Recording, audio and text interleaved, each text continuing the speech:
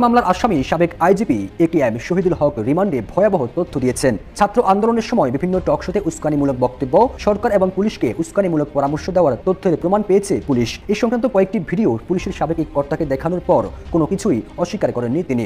গত 14 আগস্ট থেকে 5 সেপ্টেম্বর পর্যন্ত শেখ হাসিনার বিরুদ্ধে আন্তর্জাতিক অপরাধ ট্রাইব্যুনাল তদন্ত সংস্থায় 11টি অভিযোগ দায়ের করা হয়েছে। পরিস্থিতি এখন নিজের অনুকূলে নয়। তাহলে কি নিজের গড়া আদালতই শেখ হাসিনাকে বিচারের মুখোমুখি হতে হবে? প্রধান প্রসিকিউটর জানালেন, সাবেক প্রধানমন্ত্রী শেখ হাসিনা হলেও অপরাধের গুরুত্ব হিসেবে আসামির সঙ্গে ডিল করবে তারা। আস্তে আস্তে বিষয়গুলো জটিল থেকে জটিলতর হবে। বৈষম্য বিরোধী ছাত্র আন্দোলনে যে সকল সমন্বয়করা খুবই গুরুত্বপূর্ণ ভূমিকা পালন করেছিল তাদের মধ্যে সার্জিস অন্যতম। আমি বরাবরই বলেছি যে সার্জিস বা তাদের যে টিমরা আছে তারা একটা রাজনৈতিক দল গঠন করবে। আপনি যদি এই মুহূর্তে বাংলাদেশের রাজনীতি নিয়ে চিন্তা ভাবনা করেন, ভারতের সঙ্গে বাংলাদেশের সম্পর্কের কথা চিন্তা করেন, বিএনপির সঙ্গে ডক্টর ইউনূসের সম্পর্কের কথা চিন্তা করেন, বিএনপি এবং জামাতের সাম্প্রতিক সম্পর্কের কথা চিন্তা করেন, এবং শেখ হাসিনা ভারতে কিভাবে আছেন তারও যদি একটা সমীকরণ দাঁড় করানোর চেষ্টা করেন, আপনি স্পষ্টতই বুঝতে পারবেন যে প্রায় সব পক্ষই অনেকটা হতচকিত। অবশেষে রিমান্ডে সব কিছুই ফাঁস করে দিয়েছে সাবেক আইজিপি শহীদুল হক, এবং কিভাবে তারা উল্টাপাল্টা কাজগুলো করতো সব কিছুই কিন্তু ভাই সত্য প্রকাশ করে দিয়েছে। মূলত আজকে গুরুত্বপূর্ণ কয়েকটি ভিডিও নিয়ে আপনাদের সম্মুখে হাজির হওয়া। বর্তমানে সাবেক প্রধানমন্ত্রী শেখ হাসিনা দিল্লিতে কি পরিস্থিতির মধ্যে আছে সেটা কি জানেন? সে কিন্তু দিল্লিতে ভাই ভালো নেই। এক কথায় বলতে পারেন সে আয়না ঘরের মধ্যে বন্দী আছে দিল্লিতে। এবং এই বিষয়টি নিয়ে বিস্তারিত আলোচনা করেছেন গোলাম মাওলা রনি। এবং শেখ হাসিনাকে দেশে ফিরে আনার ব্যবস্থা করা হচ্ছে, এবং সে দেশে আনতে চাইলে তাকে দিতে বাধ্য ভারত, এবং দেশে এনে তাকে বিচার করা হবে। এছাড়াও আরও গুরুত্বপূর্ণ কয়েকটি ভিডিও নিয়ে আপনাদের সম্মুখে হাজির হওয়া। তো শিরোনামগুলো হয়তো আপনারা ভিডিও শুরুতেই কিছু অংশগুলো আপনারা দেখেছেন। তো সবাইকে বলবো একটু ধৈর্য সহকারে আজকের ভিডিওটি দেখতে থাকুন। ভিডিওটি খুবই গুরুত্বপূর্ণ হতে চলেছে। তো চলুন আর কথা না বাড়াই, আমরা এক এক করে ভিডিওগুলো দেখে আসি। হত্যা মামলার আসামি সাবেক আইজিপি একেএম শহীদুল হক রিমান্ডে ভয়াবহ তথ্য দিয়েছেন। ছাত্র আন্দোলনের সময় বিভিন্ন টকশোতে উস্কানিমূলক বক্তব্য, সরকার এবং পুলিশকে উস্কানিমূলক পরামর্শ দেওয়ার তথ্যের প্রমাণ পেয়েছে পুলিশ। এই সংক্রান্ত কয়েকটি ভিডিও পুলিশের সাবেক এক কর্তাকে দেখানোর পর কোনো কিছুই অস্বীকার করেননি তিনি। শহীদুল হক দাবি করেন, হাসিনা সরকারের পক্ষ থেকে সাবেক পুলিশ কর্তাদের ভোকাল হতে বলা হয়েছিল। ঢাকা মহানগর গোয়েন্দা পুলিশ কর্মকর্তারা বলছেন, রিমান্ডে তিনি স্বীকার করেছেন ছাত্র জনতার আন্দোলন দমনের নামে নিপীড়ন, নির্যাতন, গ্রেপ্তার ও গণহত্যায় পুলিশকে উস্কানিমূলক পরামর্শ দিয়েছেন শহীদুল হক। জিজ্ঞাসাবাদে জড়িত এক গোয়েন্দা কর্মকর্তা গণমাধ্যমকে জানান, গ্রেপ্তারের সময় বাসা থেকে তারই লেখা পুলিশের জীবনের স্মৃতি, স্বৈরাচার পতন থেকে জঙ্গি দমন নামে একটি বই নিয়ে আসি। সে বইটি ঘেটেছি। যে কেউ বইটি পড়লে তার আত্মস্বীকৃতি অপরাধী পুলিশ কর্মকর্তা ভাববেন। ওই কর্মকর্তা বলেন, তিনি ছাত্র জনতার আন্দোলন দমনে উস্কানিমূলক বেশ কিছু মেসেজ, পরামর্শ ও যোগাযোগের তথ্য প্রমাণ ও ভিডিও নিয়ে তাকে জিজ্ঞাসাবাদ করা হয়। তিনি অস্বীকার করেননি। তিনি বলেছেন, সরকারকে সহায়তা এসব করেছি। সাবেক পুলিশ কর্তা হিসেবে সরকারের ভোকাল হতে বলা হয়েছিল বলেও দাবি করেন তিনি। জানা গেছে 2013 সালের 5 মে শাপলা চত্বরে হেফাজতে ইসলামের সমাবেশে মধ্যরাতে অভিযান পরিচালনা করা হয়। এতে শত শত মৃত্যুর অভিযোগ করা হলেও তা ধামাচাপা দেওয়া হয়। সে সময় নানামুখী চাপ ও নিষেধ সত্ত্বেও সাবেক ডিএমপি কমিশনার ও পরবর্তী আইজিপি হওয়া বেনজির আহমেদের নেতৃত্বে হেফাজতের সমাবেশে সে রাতে অভিযানের নামে গণহত্যা চালানো হয় বলে অভিযোগ রয়েছে। সে সম্পর্কে তিনি বিভিন্ন অনুষ্ঠানে ও টকশোতে আত্মস্বীকৃতি বয়ান দিয়েছেন। গত 3 সেপ্টেম্বর দিবাগত রাতে পুলিশের সাবেক এক কর্মকর্তাকে রাজধানীর উত্তরা 16 নম্বর সেক্টর থেকে গ্রেপ্তার করে ঢাকা মহানগর গোয়েন্দা পুলিশ। পরদিন 4 সেপ্টেম্বর সকাল 7:30টার দিকে হত্যা মামলায় গ্রেপ্তার দেখিয়ে 10 দিনের রিমান্ডের আবেদন করে তাকে আদালতে পাঠানো হয়। পরে আদালত নিউ মার্কেটের ব্যবসায়ী আব্দুল ওয়াদুদ হত্যা মামলায় শহীদুল হকের 7 দিনের রিমান্ড মঞ্জুর করেন। 7 দিনের রিমান্ড শেষে আজ বুধবার সকালে শহীদুল হককে আদালতে হাজির করে কারাগারে আটকে রাখার আবেদন করেন নিউ মার্কেট থানার সাব ইন্সপেক্টর ওয়াইজুদ বুস্তামি। পরে আদালত তাকে কারাগারে পাঠানোর আদেশ দেন। শহীদুল হককে 2014 সালের 30 ডিসেম্বর আইজিপি হিসেবে নিয়োগ দেয় আওয়ামী লীগ সরকার। 2018 সালের 31 জানুয়ারি অবসরে যান তিনি। এরপর দ্বাদশ সংসদ নির্বাচনে শরীয়তপুর 1 আসনে নৌকা প্রতীকে লড়তে আওয়ামী লীগ থেকে মনোনয়নপত্র সংগ্রহ করেছিলেন তিনি, যদিও তাকে দলীয় মনোনয়ন দেয়নি আওয়ামী লীগ। আমি রাজনীতি করে ছাত্র রাজনীতি করি। ছাত্র জনতার গণ অভ্যুত্থানে দেশ ছেড়ে পালিয়ে গেলেও মসনদ হারানোর মাত্র 1 মাসেই সাবেক প্রধানমন্ত্রী শেখ হাসিনার মাথার উপর এখন শতাধিক হত্যা মামলা। এসব মামলার বেশিরভাগেরই প্রধান আসামি তিনি। এরই মধ্যে নতুন করে গঠিত হয়েছে আন্তর্জাতিক অপরাধ ট্রাইব্যুনালের প্রসিকিউশন টিম। যুদ্ধাপরাধের বিচারের জন্য এই ট্রাইব্যুনাল গঠন করেছিল শেখ হাসিনা সরকার। ওই ট্রাইব্যুনালে জামাতের সাবেক আমির অধ্যাপক গোলাম আজম সহ জামাত নেতাদের সাজা এবং ফাঁসি হয়েছে।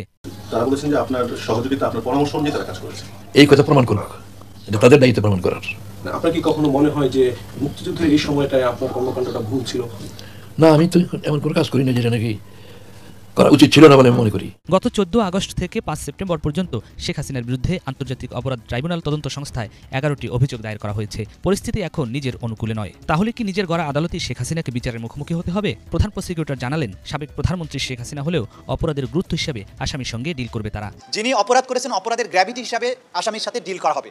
সুতরাং প্রধানমন্ত্রী হোক, আইজিপি হোক, বা যত বড় ক্ষমতাধর মন্ত্রী হোক, তারা যখন অপরাধের কাঠগড়ায় দাঁড়াবেন, আসামি হিসাবে দাঁড়াবেন, প্রত্যেকেই সমান আচরণ পাবেন। তাদের প্রতি কোনো জুলুমও করা হবে না, তাদেরকে কোনো ছাড়ও দেওয়া হবে না। ভারতের দীর্ঘদিনের পরীক্ষিত মিত্র শেখ হাসিনা, তাকে নরেন্দ্র মোদী সরকার কি অত সহজেই দেশে ফেরত পাঠিয়ে বিপদের মুখে ঠেলে দেবে? জনমনে এই প্রশ্ন সামনে আসছে বারবার। অবশ্য বাংলাদেশ ও ভারতের মধ্যে একটি চুক্তি রয়েছে অপরাধী হস্তান্তর বিষয়ে। 2013 সালে এই চুক্তি করেছিল শেখ হাসিনা সরকার। বাংলাদেশের পক্ষে তৎকালীন স্বরাষ্ট্রমন্ত্রী মহিউদ্দিন খান আলমগীর ও ভারতের পক্ষে দেশটির তৎকালীন স্বরাষ্ট্রমন্ত্রী সুশীল কুমার সিন্ধে চুক্তিতে সই করেছিলেন। পররাষ্ট্র উপদেষ্টা বলছেন, আইন আদালত চাইলে দিল্লির কাছে বাংলাদেশের কোনো আদালত শেখ হাসিনার বিরুদ্ধে গ্রেপ্তারি পরোয়ানা জারি করলে ওই পরোয়ানার ভিত্তিতেই ভারতের কাছে তাকে ফেরত চাইতে পারবে বাংলাদেশ। যদি আইন আদালত আমাদেরকে বলে যে তাকে ফেরত আনার জন্য ব্যবস্থা করবো, আমরা ব্যবস্থা করার চেষ্টা করবো। ভারত দেবে কিনা সেটা তাদের ব্যাপার, তাদের সিদ্ধান্ত। সাবেক প্রধানমন্ত্রীর চুক্তি আছে আমাদের,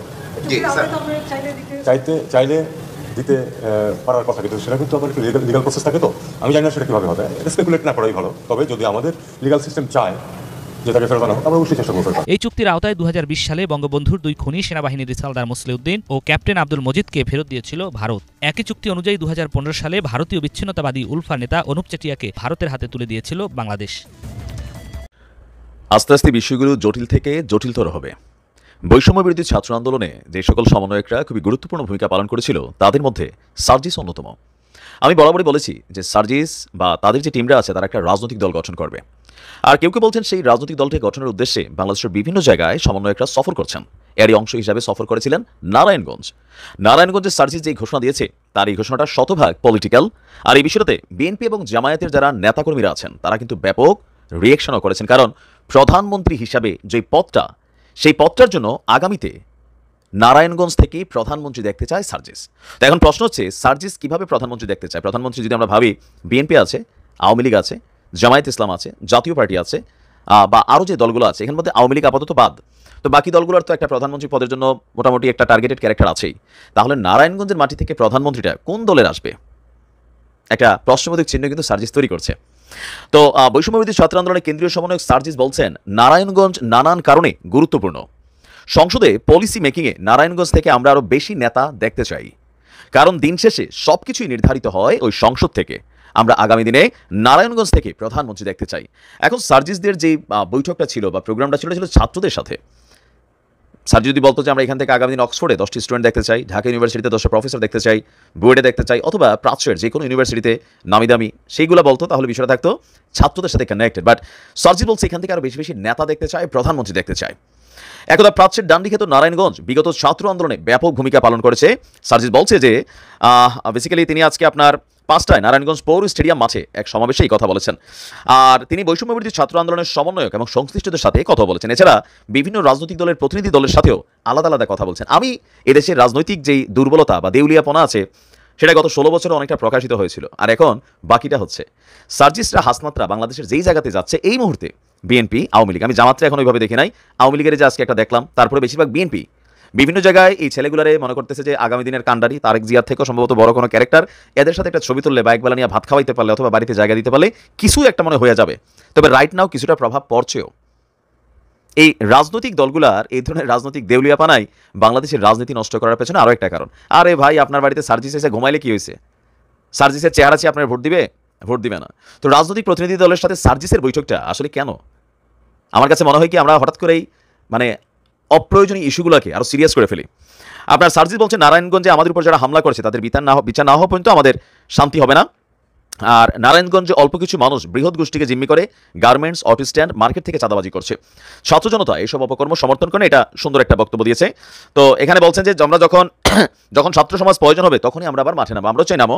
বাট এই মুহূর্তে সারা বাংলাদেশে বেশ কিছু ঘটনা ঘটছে, সমন্বয়করা যাচ্ছে, সেখানে স্থানীয় মানুষদের মধ্যে বিভাজন হচ্ছে। যে ছেলেপেলেগুলো কখনো রাজনীতি করতো না, আন্দোলনে গিয়েছিল একটা উদ্দেশ্যে, বাট এখন সেই উদ্দেশ্যটা কিন্তু বেচা শুরু হয়ে গেছে অনেক জায়গায়। এটা প্র্যাকটিক্যাল। সবাই না, যারা ভালো তারা তো আছে ভালোই, কিন্তু ওই যে আওয়ামী লীগের ভিতরে সব খারাপ ছিল, কিন্তু কিছু খারাপ মানুষ আওয়ামী লীগের নষ্ট করে ফেলছে। বিএনপি থেকে সব খারাপ, তারেক যেহেতু ভালো ভালো কথাই বলেন, কিন্তু ঘটনা তো ঘটায় যে গ্রামে গঞ্জে কিছু আছে, তো সমন্বয়কদের মতো সব খারাপ না, বাট কিছু কিছু এলাকাতে এই ঘটনাগুলো এদের এই সিন্ডিকেটে ঘটে যাচ্ছে। আপনি যদি এই মুহূর্তে বাংলাদেশের রাজনীতি নিয়ে চিন্তা ভাবনা করেন, ভারতের সঙ্গে বাংলাদেশের সম্পর্কের কথা চিন্তা করেন, বিএনপির সঙ্গে ডক্টর ইউনূসের সম্পর্কের কথা চিন্তা করেন, বিএনপি এবং জামাতের সাম্প্রতিক সম্পর্কের কথা চিন্তা করেন, এবং শেখ হাসিনা ভারতে কিভাবে আছেন তারও যদি একটা সমীকরণ দাঁড় করানোর চেষ্টা করেন, আপনি স্পষ্টতই বুঝতে পারবেন যে প্রায় সব পক্ষই অনেকটা হতচকিত, সিদ্ধান্ত নিতে পারছে না এবং সব কিছু এলোমেলো, আসলে কোন দিকে যে কোনটা যাবে। প্রথমেই বিএনপিকে দিয়ে শুরু করি। শহীদ প্রেসিডেন্ট জিয়াউর রহমানের সময়টিতে বিএনপির সঙ্গে ভারতের একটা চলনসই সম্পর্ক ছিল, কিন্তু একটা বন্ধুত্ব বলা যাবে না।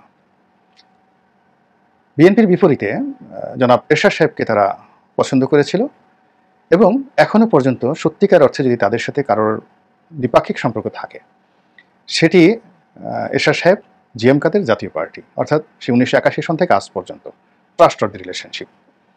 কিন্তু আওয়ামী লীগকে তারা ব্যবহার করেছে, কিন্তু আওয়ামী লীগের সঙ্গে তাদের কখনো এরকম যাকে বলা হয় ধারাবাহিক সম্পর্ক ছিল না, যেটা জামাতের সঙ্গে জাতীয় পার্টির সঙ্গে তাদের ছিল। এর ফলে কি হলো, বঙ্গবন্ধুর সময়টাতে খুব খারাপ সম্পর্ক ছিল। এরপর আবার বঙ্গবন্ধু হত্যাকাণ্ডের পর যখন মিলিটারি গভর্নমেন্ট এলো, তখন তারা আওয়ামী লীগের অনেক নেতাকর্মীকে আশ্রয় দিয়েছিল, এটা সত্য।